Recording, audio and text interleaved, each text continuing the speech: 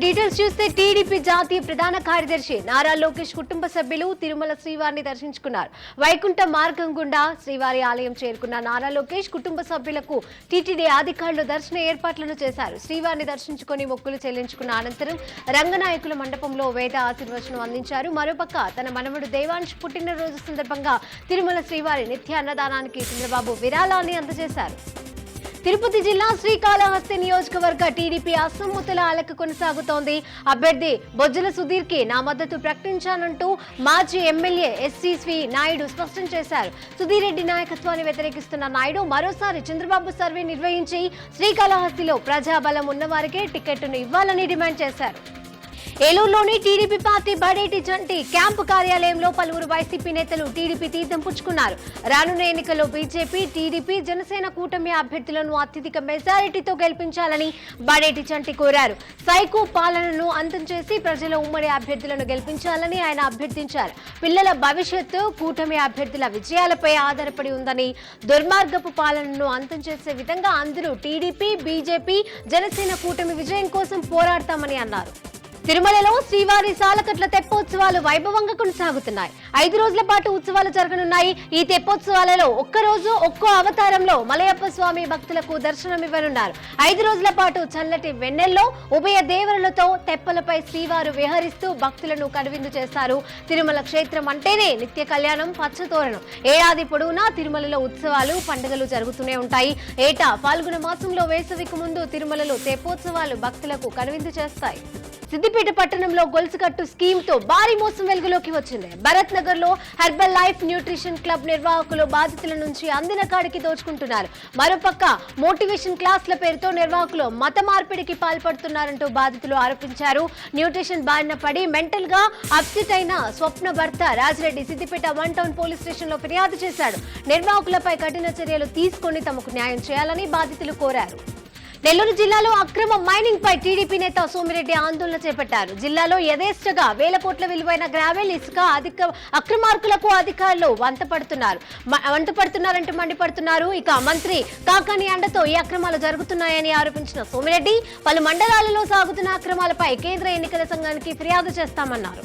TDP కంచుకోట శ్రీకాకుళం జిల్లాలో అభ్యర్థుల ప్రకటనలో ఉత్కంఠ నెలకొంది. 10 నియోజకవర్గాలకు గాను ఇప్పటి వరకు 5 నియోజకవర్గాలలో అభ్యర్థులను ఖరారు చేసిన టీడీపీ 3 జాబితాలపై జిల్లా నాయకుల్లో ఉత్కంఠగా నెలకొంది. ఇక మరోవైపు అధికార వైసీపీ పార్టీ అభ్యర్థులను ప్రకటించి ప్రచారంలో దూసుకుపోతుంటే పెండింగ్ లో ఉన్న నియోజకవర్గాలలో తెలుగు తమ్ముళ్లు అధినేత చంద్రబాబు నిర్ణయం కోసం ఎదురు చూస్తున్నారు. పెండింగ్ లో ఉన్న ఈ 2 టికెట్లపై క్లారిటీ ఇచ్చేందుకు ఆస్తినకు వెళ్తున్నారు తెలంగాణ బీజేపీ ముఖ్య నేతలు.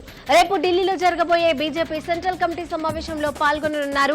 పెండింగ్ లో ఉన్న వరంగల్, ఖమ్మం స్థానాల అభ్యర్థుల ఎంపికపై చర్చించనున్నారు. వరంగల్ టికెట్ పై కొంతమేరకు క్లారిటీ రాగానే ఉన్న ఖమ్మం స్థానంపై బీజేపీ ఎటు తేల్చుకోలేకపోతుంది.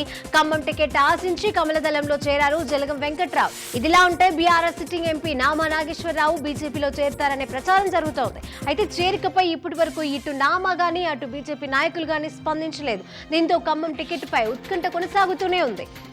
ఎమ్మెల్సీ కవిత పిటిషన్ పై ఎల్లుండి సుప్రీంకోర్టు విచారణ చేపట్టనుంది. Justice Sanjiv Khanna, Justice MM Sudarshan, Justice బేలాయం త్రివేదితో కూడిన త్రిసభ్య ధర్మాసనం విచారణ చేపట్టనుంది. ఈడీని ప్రతివాదిగా చేర్చుతూ కవిత పిటిషన్ దాఖలు చేసింది. మాదిగల పట్ల రాజకీయ పార్టీలు నిర్లక్ష్యంగా వ్యవహరిస్తున్నాయంటూ మందకృష్ణ మాదిగ కీలక వ్యాఖ్యలు చేశారు. తెలంగాణలో షెడ్యూల్ జనాభాలో 75% ఉన్న మాదిగలకు సీట్ల పంపకాలలో కాంగ్రెస్, బీఆర్ఎస్ అన్యాయం చేసిందని మండిపడ్డ మందకృష్ణ కాంగ్రెస్, బీఆర్ఎస్ లో భవిష్యత్తు లేని మాదిగలు ఆయా పార్టీలకు ఓటు వేయవద్దని కోరారు. మరోపక్క ఎన్నికల్లో నియోజకవర్గాల జనాభా ప్రకారం 2 ఎంపీ సీట్లు ఇవ్వాలని డిమాండ్ చేశారు. హన్మకొండ జిల్లాలో మంత్రి Ponnam call recording leakage hot topic గా మారింది. హుజరాబాద్ నియోజకవర్గంలో కళ్యాణ లక్ష్మి చెక్కుల పంపిణీపై రెవెన్యూ అధికారులతో మంత్రి పొన్నం ప్రభాకర్ ఫోన్ లో కాన్ఫరెన్స్ కాల్ మాట్లాడారు. కాన్ఫరెన్స్ లో హన్మకొండ ఆర్టీఓ రమేష్, కమలాపూర్ తహసీల్దార్ మాధవి పాల్గొన్నారు. గత ప్రభుత్వంలో ప్రోటోకాల్ పక్కన పెట్టి చెక్కులు పంచారని మంత్రి పేర్కొన్నారు. ప్రస్తుత ఎమ్మెల్యే కౌశిక్ రెడ్డికి కాకుండా అధికారులే చెక్కులు పంచాలని మంత్రి తెలిపారు. తమ ప్రభుత్వంలో స్థానానికి సంస్థలం ఇక ప్రజాప్రతినిధులను కలుపుకుని అధికారులే చెక్కులు పంచాలని ఆదేశించారు. మెదక్ జిల్లా హవేలీ ఖానాపూర్లోని బీజేపీ కార్యాలయంలో బీజేపీ ఎంపీ అభ్యర్థి రఘునందన్ రావు కార్యకర్తల సమావేశం నిర్వహించారు. రాష్ట్రంలో 17 ఎంపీ స్థానాలను బీజేపీ కైవసం చేసుకుంటుందని అన్నారు. కాంగ్రెస్ పార్టీకి టీఆర్ఎస్ పార్టీతో చీకటి ఒప్పందాలు ఉన్నాయని, అందుకే ఢిల్లీలో దోస్త్ చేసుకుంటూ హైదరాబాద్ లో దూషించుకుంటున్నారని ఎద్దేవా చేశారు. ఈ సమావేశంలో పలువురు బీజేపీ నేతలు పాల్గొన్నారు. ఫోన్ ట్యాపింగ్ కేసులో ఆరోపణలు ఎదుర్కొంటున్న ఎస్ఐబి డీఎస్పీ ప్రణీత్ రావుకు తెలంగాణ హైకోర్టులో చుక్కెదురైంది. పోలీస్ కస్టడీని సవాల్ చేస్తూ ఆయన వేసిన పిటిషన్ను న్యాయస్థానం కొట్టేసింది. ఇక ఫోన్ ట్యాపింగ్ కేసుపై ప్రణీత్ రావు హైకోర్టు పిటిషన్ వేశారు. తనను కస్టడీకి అప్పగించే విషయంలో షరతులు విధించలేదని పిటిషన్లో పేర్కొన్నారు. విచారణ విషయాలను మీడియాకు ఉద్దేశపూర్వకంగా విడుదల చేస్తున్నారని ఆరోపించారు. పోలీస్ స్టేషన్లోనూ సరైన సదుపాయాలు లేవని పిటిషన్లో పేర్కొన్నారని అన్నారు. ప్రణీత్ రావు తరఫున సీనియర్ లాయర్ గండ్ర మోహన్ రావు వాదనలు వినిపించారు. తెలంగాణలో బీఆర్ఎస్ పార్టీ నేతలు అధికార పార్టీ కాంగ్రెస్ లో చేరేందుకు క్యూ కడుతున్నారు. ఇప్పటికే పలువురు బీఆర్ఎస్ ఎమ్మెల్యేలు, ఎంపీలతో పాటు జిల్లాలో బీఆర్ఎస్ పార్టీలోని కీలక నేతలు కాంగ్రెస్ కండువాను కప్పుకున్నారు. తాజాగా నిర్మల్ జిల్లా మూదోల్ నియోజకవర్గ మాజీ ఎమ్మెల్యే బీఆర్ఎస్ జిల్లా అధ్యక్షుడు గడ్డిగారి విఠల్ రెడ్డి ఎట్టకేలకు తన స్వంత గూటికి చేరుకున్నారు. హైదరాబాద్ లో ముందుగా మంత్రి సీతక్కను కలిసిన విఠల్ రెడ్డి అనంతరం ముఖ్యమంత్రి రేవంత్ రెడ్డి సమక్షంలో కాంగ్రెస్ పార్టీ కండువాను కప్పుకున్నారు. ఈ సందర్భంగా సీఎం రేవంత్ రెడ్డి పార్టీలోకి సాదరంగా స్వాగతం పలికారు. దీంతో ఎట్టకేలకు తన సొంత గూటికి చేరాడు. వచ్చే ఎన్నికల్లో సికింద్రాబాద్ లోక్సభ స్థానం నుంచి మాజీ మంత్రి ఎమ్మెల్యే పద్మారావు గౌడ్ ను పోటీకి దింపాలని బీఆర్ఎస్ నిర్ణయిస్తోంది. పద్మారావు గౌడ్ పేరు దాదాపుగా ఖరారైనట్లుగా సమాచారం. కాంగ్రెస్ పార్టీ ఇక్కడ బీసీ అభ్యర్థిని బరిలోకి దింపే నేపథ్యంలోనే బీఆర్ఎస్ బీసీకే టికెట్ ఇచ్చేందుకు యోచిస్తున్నట్లుగా తెలుస్తోంది. తొలుత మాజీ మంత్రి తలసాని శ్రీనివాస్ యాదవ్ కుమారుడిని పోటీ చేయించాలన్న ప్రయత్నం విఫలమైనట్టుగా తెలుస్తోంది. లోక్సభ ఎన్నికల సందర్భంగా ఖమ్మం పోలీస్ కమిషనరేట్ పరిధిలోని కేంద్ర పోలీస్ బలగాలు, స్థానిక పోలీస్ సిబ్బంది ఫ్లాగ్ మార్చ్లు నిర్వహించారు. ప్రజలు స్వేచ్ఛాయుత వాతావరణంలో తమ ఓటు హక్కును వినియోగించుకునేలా ఫ్లాగ్ మార్చ్లు నిర్వహిస్తున్నట్లుగా పోలీస్ కమిషనర్ సునీల్ దత్ తెలిపారు. శాంతి భద్రతల సమస్య లేకుండా పార్లమెంట్ ఎన్నికలను పారదర్శకంగా నిర్వహించుకునేందుకు ఏర్పాట్లు చేస్తున్నామని అన్నారు. ముందస్తు ప్రణాళికలతో కీలక పోలింగ్ కేంద్రాలలో కట్టుదిట్టమైన భద్రతకు అవసరమైన సన్నాహాలు చేశారు. సుప్రీంకోర్టు ఇటీవల ఇచ్చిన ఆదేశాలను పాటిస్తూ ఎలక్టోరల్ బాండ్ల అల్ఫా న్యూమరిక్ నంబర్లు సహా అన్ని వివరాలను కేంద్ర ఎన్నికల సంఘానికి భారతీయ స్టేట్ బ్యాంక్ సమర్పించింది. ఈ విషయాన్ని తెలియజేస్తూ సుప్రీంకోర్టులో ఎస్బీఐ అఫిడవిట్ ను దాఖలు చేసింది. స్టేట్ బ్యాంక్ ఆఫ్ ఇండియా తన వద్ద ఉన్న ఎన్నికల బాండ్ల అన్ని వివరాలను మార్చి 21న భారత ఎన్నికల కమిషన్ కు అందించింది. ఇక ఈ అఫిడవిట్ లో ఎస్బీఐ చైర్మన్ దినేష్ కుమార్ ఖరా పేర్కొన్నారు. ప్రేమించి మోసం చేశాడని ప్రియుడిని ఇంటి ముందు ఓ యువతి ధర్నాకు దిగింది. సిద్దిపేట మండలం ఇమాబాద్ గ్రామానికి చెందిన స్వాతి ప్రియుడు గణేష్ ఇంటి ముందు ధర్నాకు కూర్చుంది. కుటుంబ సభ్యులతో కలిసి యువతి పిఎస్ లో ఫిర్యాదు చేసింది. పెళ్లి చేసుకుంటానని నమ్మించి ఇప్పుడు మోహన్ చాటేశాడని వాపోయింది. తనకు న్యాయం చేయాలని పోలీసులను ఆశ్రయించింది. మంచిర్యాల జిల్లాలో వన్యప్రాణుల రక్షణపై స్కూల్ విద్యార్థులకు అవగాహన కార్యక్రమాన్ని నిర్వహించారు. ప్రపంచ అటవీ దినోత్సవం సందర్భంగా చెన్నూరు అటవీ శాఖ ఆధ్వర్యంలో పెద్ద సంఖ్యలో విద్యార్థులు పాల్గొన్నారు. పర్యావరణంలో జరుగుతున్న పలు మార్పులపై విద్యార్థులకు వివరించిన డిఎఫ్ఓ అధికారి ప్లాస్టిక్ పూర్తి స్థాయిలో నివారించి అడ్డడుగుతున్న భూగర్భ జలాలను పరిరక్షించాలని సూచించారు. ప్రస్తుత పరిస్థితులలో Congress party double digit MP సీట్లు గెలవబోతుందని చిట్చాట్లో మంత్రి పొంగులేటి వ్యాఖ్యానించారు. దానిపై త్వరలో శ్వేతపత్రం విడుదల చేస్తామని మంత్రి పొంగులేటి శ్రీనివాస్ రెడ్డి పేర్కొన్నారు. ధరణి కమిటీ సభ్యుడు కిసాన్ కాంగ్రెస్ జాతీయ ఉపాధ్యక్షుడు కోదండరెడ్డి చెప్పిన దానికంటే ఎక్కువ అక్రమాలు ఉన్నాయని ఆరోపించారు. ధరణికి సంబంధించి తన వద్ద మరింత సమాచారం ఉందని అన్ని వివరాలతో బయట పెడతామని తెలిపారు. Bandlaguda Jagir municipal corporation mayor Mahender Goud పై ప్రవేశపెట్టిన అవిశ్వాస తీర్మానంపై ఓటింగ్ జరిగింది. ఈ ఓటింగ్ లో మేయర్ కు వ్యతిరేకంగా 16 మంది కార్పొరేటర్లు మద్దతు పలికారు. Rajendranagar revenue division RTO Venkatareddy సమక్షంలో ఈ ఓటింగ్ లో నిర్వహించగా మేయర్ మహేందర్ గౌడ్ తన పదవిని కోల్పోయాడు. మేయర్ తో పాటుగా ఆయన వర్గం 3 కార్పొరేటర్లు ఈ సమావేశానికి రాలేదు. అయితే ఇప్పటికే మేయర్ మహేందర్ గౌడ్ తన కార్పొరేటర్లు అనుచరులతో కాంగ్రెస్ లో చేరారు. మేయర్ గా ఇప్పటికే లతా ప్రేమ్ గౌడ్ కు కార్పొరేటర్లు అంతా మద్దతు పలికారు. జనగామ జిల్లా పాలకుర్తి నియోజకవర్గంలో ఝాన్సీరెడ్డి రచ్చ పీక్ స్టేజ్ కి చేరింది. దేవరుప్పలలో కాంగ్రెస్ కార్యకర్తలు సెల్ టవర్ ఎక్కి ఆందోళనకు దిగారు. ఝాన్సీరెడ్డి తీరుకు వ్యతిరేకంగా నిరసన తెలిపారు. దేవరుప్పల కాంగ్రెస్ మండల అధ్యక్షుడు కృష్ణమూర్తిని అకారణంగా పదవి నుండి తొలగించారని ఆగ్రహం వ్యక్తం చేశారు.